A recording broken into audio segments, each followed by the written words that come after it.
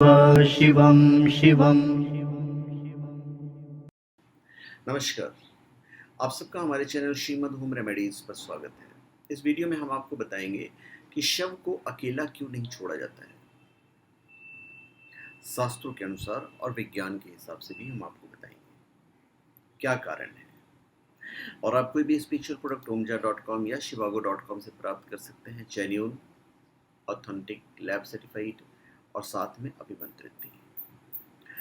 बताने से पहले थोड़ा सा मैं ये बताना चाहूँगा कि देखिए, जो आया है वो जाएगा।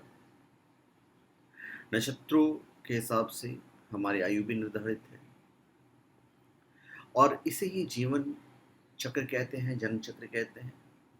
और जन्म मरण के इस चक्र में व्यक्ति अपने कर्मों और चित्त की दशा अनुसार फिर अलग अलग योनि में जन्म लेता है। खैर, वो मुद्दा हमारा इस वीडियो में का नहीं है। सूर्यास्त के बाद यदि मृत्यु हुई है तो सनातन धर्म के हिसाब से, शास्त्रों के हिसाब से शव को जलाया नहीं जाता है। आजकल हालांकि लोग ज़्यादा नहीं मानते हैं, पर आज भी गांव वगैरह में बिल्कुल मानते हैं इस बात को। तो इस दौरान शव को रात भर घर में ही रखा जाता है और किसी न किसी को उसके पास रहना होता है और उसका जो दाह संस्कार है अगले दिन किया जाता है।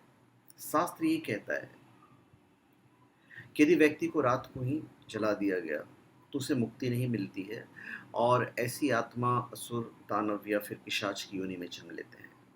ये शास्त्र कह रहा है। यदि किसी व्यक्ति की मृत्यु पंचक काल वगैरह में हुई है तो पंचक काल में भी शव को नहीं जलाया जाता है, इंतजार किया जाता है।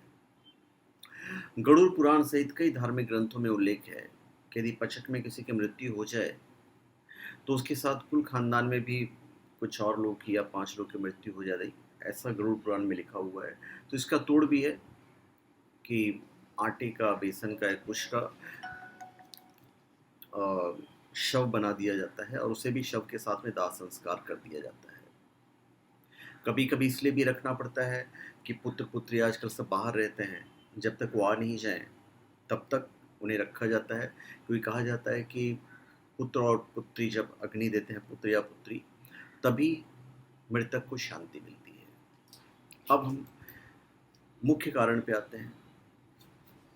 तो मृत्यु के उपरांत परिजनों के इंतज़ार में अंतिम संस्कार में विलम्ब करना पड़ता है। कभी कभी तो वहाँ किसी न किसी को रहना पड़ता है, तो वहाँ पे धूप बत्ती, अगरबत्ती सब जलाया जाता है और साफ़ सुथरे जगह पे रखा जाता है। बताया गया है कि शव के पास परिजनों के ना रहने पर मौजूद बुरी आत्माएं उस जीव के पास आ जाती हैं, जो बाद में परिजनों को भी काफ़ी नुकसान पहुंचाती है। ये भी बताया गया है कि जब जीव को उसके छोड़े हुए शरीर के पास परिजन नहीं मिलते हैं तो उन्हें कष्ट भी होता है। मृत्यु के बाद शव के अकेले रहने पर कई बार तांत्रिक तंत्र की क्रियाएं कर देते हैं, जिससे कि मृतक जीव के परिजनों को तरह तरह की परेशानियां होती है। तो ऐसे में रात के समय शव को अकेला नहीं छोड़ना चाहिए। विज्ञान का मत यह है कि कीड़े मकोड़े या चींटियां शव के पास आकर उसे नुकसान पहुंचा सकते हैं। इसके देखभाल के लिए शव के पास रहना चाहिए।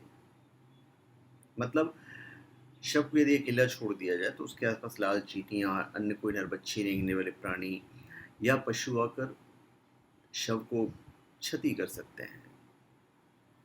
और बाकी जो कारण है वो मैंने आपको बिल्कुल बताया है। और ये भी मैं बता दूं कि हमारा शास्त्र ये भी कहता है कि जब तक शरीर जल नहीं जाता तब तक उसका उस शरीर से किसी न किसी रूप में जुड़ाव रहता है, आत्मा का। साथ ही वो अपने परिजनों को भी देखता है। तो अकेला छोड़ दिए जाने से उसका मन और भी ज़्यादा दुखी हो जाता है।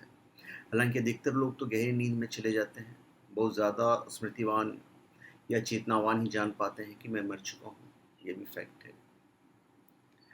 अन्य कारण भी है। यह भी माना जाता है कि यदि ज़्यादा समय हो जाए तो शव से निकलने वाली गंध के चलते कई तरह के बैक्टीरिया भी पनपने लगते हैं और मक्खियाँ भी भिनभिनाने लगते हैं। इसलिए उस दौरान अगरबत्ती की सुगंध और दीपक भी जलाया जाता है और साफ सफाई किया जाता है। और शव के आसपास की जगह को हमेशा साफ सुथरा ही रखा जाता है। भीष्म पितामह ने अधोगति से बचने के लिए ही सूर्य के उत्तरायण होने का इंतजार किया था।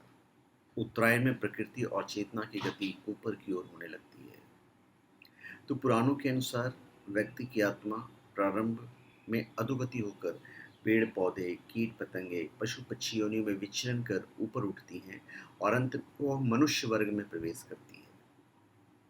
और मनुष्य अपने प्रयासों से देव या दैत्य वर्ग में स्थान प्राप्त कर सकता है। वहाँ से पतन होने के बाद वो फिर से मनुष्य वर्ग में गिर जाता है।